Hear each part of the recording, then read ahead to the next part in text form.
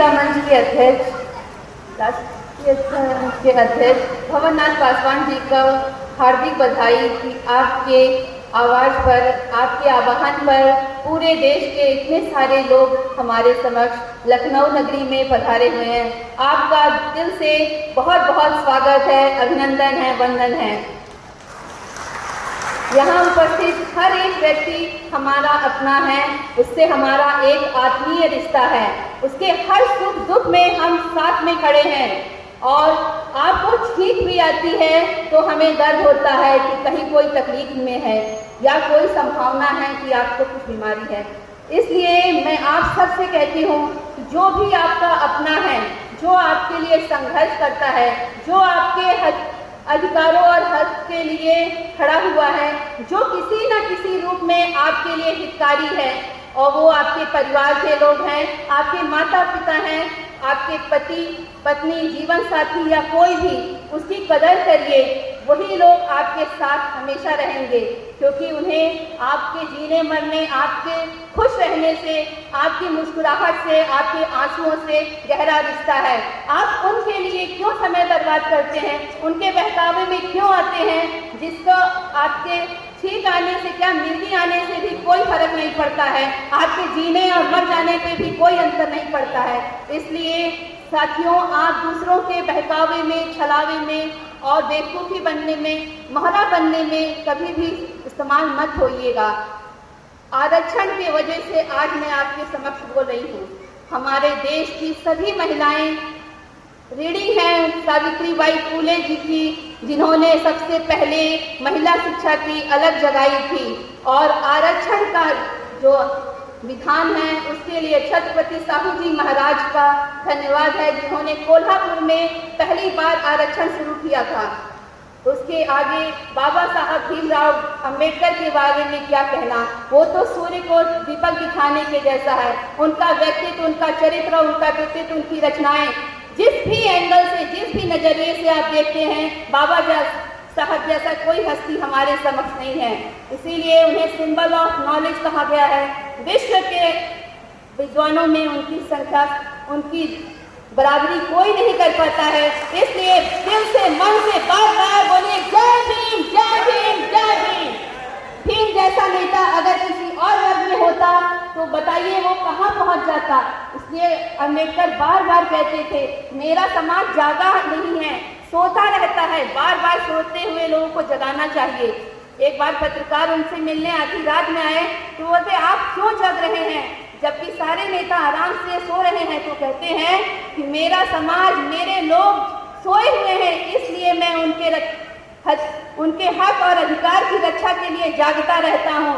हमारे कबीरदास ने कहा है, सुखिया सब संसार है, खाए और सोए, दुखिया दास कबीर है, जागे और रोए।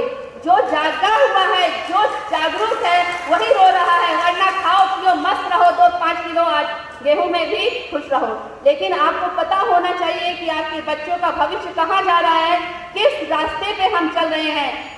बच्चों को पढ़ाना हमारा सबसे मूल्य कार्य है, सबसे महत्वपूर्ण कार्य है। मैं अपने माता पिता का ऋणी हूँ, जिन्होंने ये समझा कि 5 बेटियों की बड़ी बेटी बहन को भी पढ़ाना चाहिए, जिससे मेरा पूरा परिवार पढ़ा। मेरा ससुराल बहुत अच्छा है, मेरे पति ने मुझे प्रोफेसर बनने की हिम्मत दी। आपको मैं अपना संघर्ष इसलिए बताना चाहती हूँ, यह प्रेरणा बने, बहुत सारी माताओं को, बहनों को ये सीख मिले कि हम जो चाहते हैं वो बन सकते हैं। ऊंचे सपने देखिए और उसे सच करने के लिए उससे भी अधिक मेहनत करिए। इलाहाबाद विश्वविद्यालय से मैंने रिसर्च किया है और उसका शोध विषय ही रहा है दलित स्त्रियों पर, दलित कथा साहित्य में अभिव्यक्त स्त्री दृष्टि। फिर वहाँ मैंने 5 साल पढ़ाया। उसके बाद GIC में इंग्लिश की टीचर बनी, वहाँ भी मैंने संघर्ष जारी रखा। भदोही अभिया में नौकरी की। फिर उसके बाद इलाहाबाद मंडल से कौशाम्बी जनपद में 3 साल मैंने कशिया राजकीय हाई स्कूल कशिया में नौकरी की। वहाँ भी मेरा संघर्ष लगातार रहा और इलाहाबाद विश्वविद्यालय में मैंने कई बार इंटरव्यू दिया, उसके बाद भी नहीं हुआ। लेकिन उच्चतर शिक्षा आयोग जो सर कह रहे थे अभी, उसमें मैंने पूरे प्रदेश में प्रथम स्थान प्राप्त किया था और राष्ट्रीय एकता मंच के द्वारा मुझे सावित्रीबाई फूले पुरस्कार दिया गया। डिग्री कॉलेज में अध्यापन करते हुए मैं आचार्य नरेंद्र देव नगर निगम महिला महाविद्यालय कानपुर में 4 साल तक पढ़ाती थी। उसके बाद मैंने अपना सफ़र आगे जारी रखा और लखनऊ विश्वविद्यालय में भी इंटरव्यू दिया और मेरा चयन इसी वर्ष 2023 में जून में हुआ है और 15 जुलाई में मैं प्रदेश की राजधानी लखनऊ में आपके विश्वविद्यालय में कार्यरत हूँ। हिंदी विभाग में आपको कभी भी मुझसे मिलना हो या कोई भी शिक्षा संबंधी जानकारी चाहते हो या शोध के विषय में आप मेरी राय लेना चाहते हैं या बाद में मेरे निर्देशन में शोध करना चाहते हैं तो मैं आपके लिए सहज ही उपलब्ध हूँ और आप मेरा मार्गदर्शन ले सकते हैं। मुझे बहुत खुशी होगी कि मेरे लोग मेरी काबिलियत या योग्यता की परख करते हैं, मुझे थोड़ा मान देते हैं और सही समय पे सही जानकारी लेकर अपने जीवन में प्रगति के पथ पर अग्रसर होंगे। मैं उन सभी लोगों का दिल से धन्यवाद करती हूँ जिन्होंने तनिक भी मुझे सहारा दिया, आगे बढ़ाया और अपनत्व रखा। मैं अपने पति श्याम सिंह को मंच पर बुलाना चाहती हूँ कि इनको भी जान लीजिए क्योंकि मैं अपने श्याम और सुधा की जोड़ी से ही नंबर 1 बनती हूँ। इधर आइए जी।